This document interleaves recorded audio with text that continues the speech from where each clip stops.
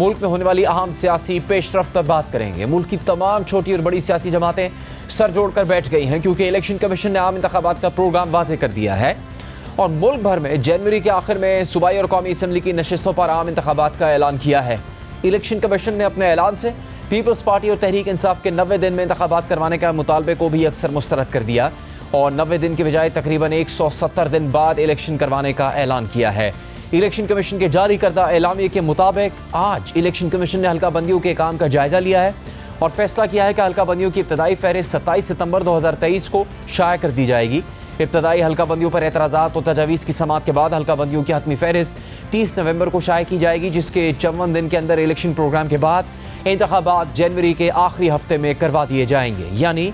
Election commission ने अपने इस एलामिये से न सिर्फ तहरीक इंसाफ और पीपल्स पार्टी के मुतालबों को मुस्तरद कर दिया बल्कि सदर मुमलिकत डॉक्टर आरिफ अलवी ने भी मुल्क भर में इंतखाबात के ऐलान से मुताल्लिक जो सुप्रीम कोर्ट से रहनुमाई लेने की तजवीज़ दी थी उसे भी इलेक्शन कमीशन खातिर में लेकर नहीं आया और अब तक इलेक्शन कमीशन ने सदर मुमलिकत के ख़त का जवाब तक नहीं दिया है,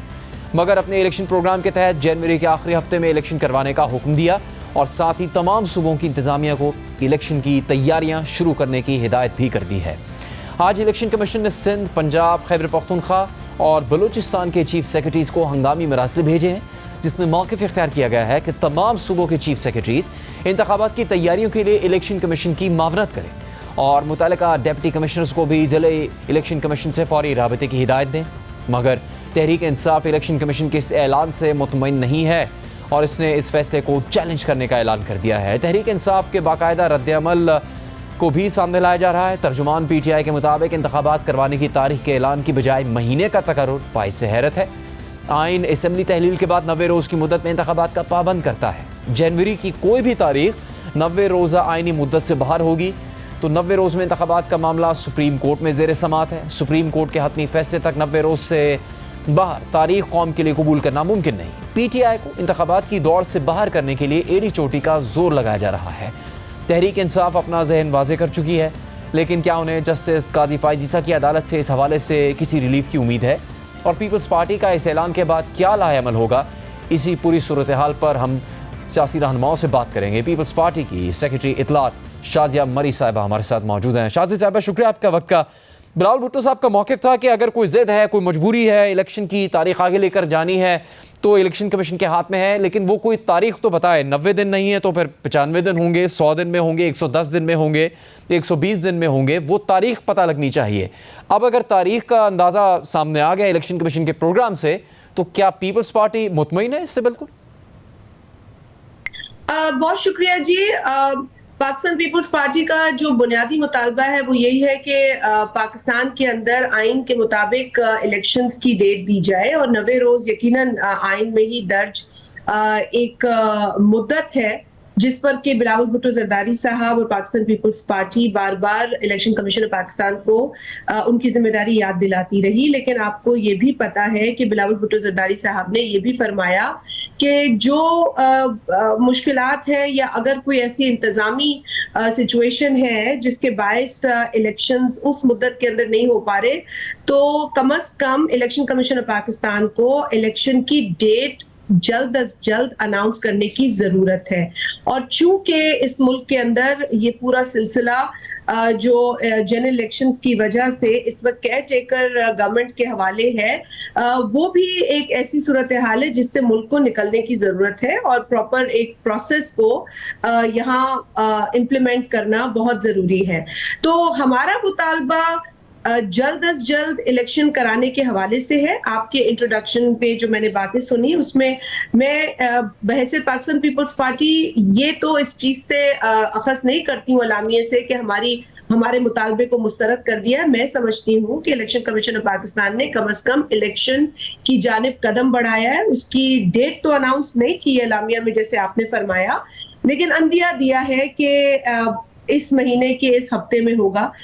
मेरा ख्याल है डेट पर बहस या तबसरा किया जा सकता है, लेकिन चूंकि कोई डेट सामने नहीं आई है तो इस चीज को मैं पॉजिटिवली लेती हूँ कि कम से कम इलेक्शन का अंदिया दिया गया। तो पीपल्स पार्टी की नजर में शाज़िया मरी साहिबा ये बहस नहीं है अब के इलेक्शन कमीशन का जनवरी के आखिरी हफ्ते तक इलेक्शन करवाना गैर आइनी है या आइनी फैसला है? चुनाव देखिए, हम तारीख से तो निकल गए ना। 90 रोज का एक था जो हम बहुत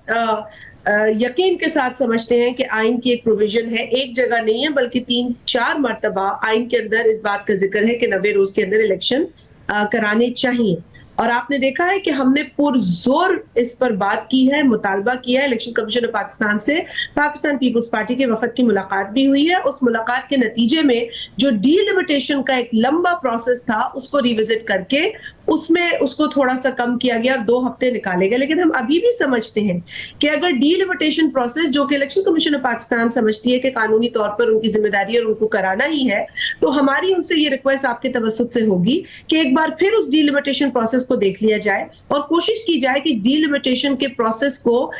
कंट्रोवर्शियल ना बनाया जाए। जिस तरह से हल्का बंदियां की जा रही है, कोशिश ये की जाए कि वो कम से कम कंट्रोवर्शियल हो, क्योंकि यकीनी तौर पर ये पूरा अमल चैलेंज होता है, इस पे अपील्स आती हैं और वो प्रोसेस मुश्किल भी हो सकता है, उलझ भी सकता है। तो इलेक्शन कमीशन ऑफ पाकिस्तान को ये चाहिए कि जितना हो सके इस प्रोसेस को सिंपल रखें और कम से कम लोगों के इस पर एतराज हों, ताकि हम बाकायदा आइन के मुताबिक इलेक्शन के इनेकाद की तरफ जा सके। शाज़ी साहब, लेवल प्लेइंग फील्ड का तस्करा पीपल्स पार्टी की तरफ से बहुत किया गया है। तवक्को ये थी कि जब मरकज़ी मजलिस आमला का इजलास है तो उसमें कोई मौक़िफ़ वाज़े आएगा, लेकिन क्या पीपल्स पार्टी किसी चीज़ का लिहाज रख रही है या कोई मजबूरी है कि खुलकर टॉप लीडरशिप बात नहीं कर रही? बिलावल साहब ने कहा जरदारी साहब के पास इख्तियार है और उनकी वजह से हाथ बांध रखे हैं, तो उस पर कोई फैसला अभी किया जाएगा या जो एतराज़ात थे जिस हद तक सामने आए हैं इतने ही एतराज़ात हैं पीपल्स पार्टी के? चलिए, हमारी 2 सेंट्रल एग्जीक्यूटिव कमेटी की मीटिंग्स हो चुकी हैं बिलखुसूस इन इश्यूज के ऊपर, और एक 25 अगस्त को हुई थी और एक अभी हमारी हालिया लाहौर में सेंट्रल एग्जीक्यूटिव कमेटी की मीटिंग हुई। और इस पहली और जो अब मीटिंग हुई है उसके दरमियान कुछ टास्क थे जो दिए गए थे, जिसमें से एक task election commission of Pakistan से मुलाकात का भी था, जो पाकिस्तान पीपल्स पार्टी के वफद ने मुलाकात की है, और वहां पर भी हमारी कुछ कंसर्न्स इलेक्शन के हवाले से उनका तस्करा हुआ। और इसके साथ साथ इसी दौरान ताज हैदर साहब, जो कि पाकिस्तान पीपल्स पार्टी के सेनेटर भी हैं और एक सीनियर हमारे मेंबर हैं, उनकी जानिब से इलेक्शन कमीशन ऑफ पाकिस्तान को एक खत लिखा गया जिसके अंदर सिंध के अंदर होने वाले जो तरक्याती काम थे, जो बिलखुसूस 2022 के सैलाब के नतीजे में होने वाली तबाहकारी की तमाम तर जो डैमेजेस थे उसको एड्रेस कर रहे थे, वो काम रोक दिए गए हैं। उनके लिए जो जरूरी अहकामात थे जो कि पिछली गवर्नमेंट ने अप्रूव किए थे, कैबिनेट से अप्रूव हुए थे, उनके अंदर एक रुकावट का जो अमल है वो इस केयरटेकर गवर्नमेंट ने शुरू किया, जिसको फिर इलेक्शन कमीशन पाकिस्तान की तरफ से जो है वो नहीं रोका गया। तो हमारी यही रिक्वेस्ट उनसे थी कि देखिए, अगर किसी और सूबे में तरक्की के काम नहीं रोके जा रहे, बल्कि जो केयरटेकर गवर्नमेंट का मैंडेट नहीं है वो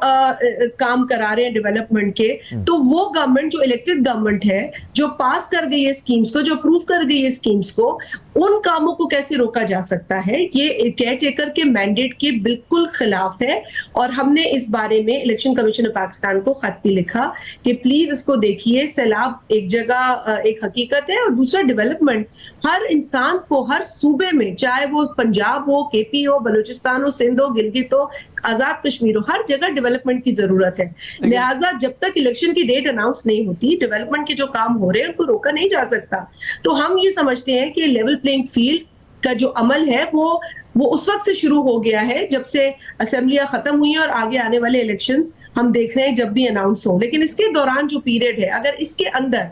कामों को रोका जाएगा, उसके अलावा हमें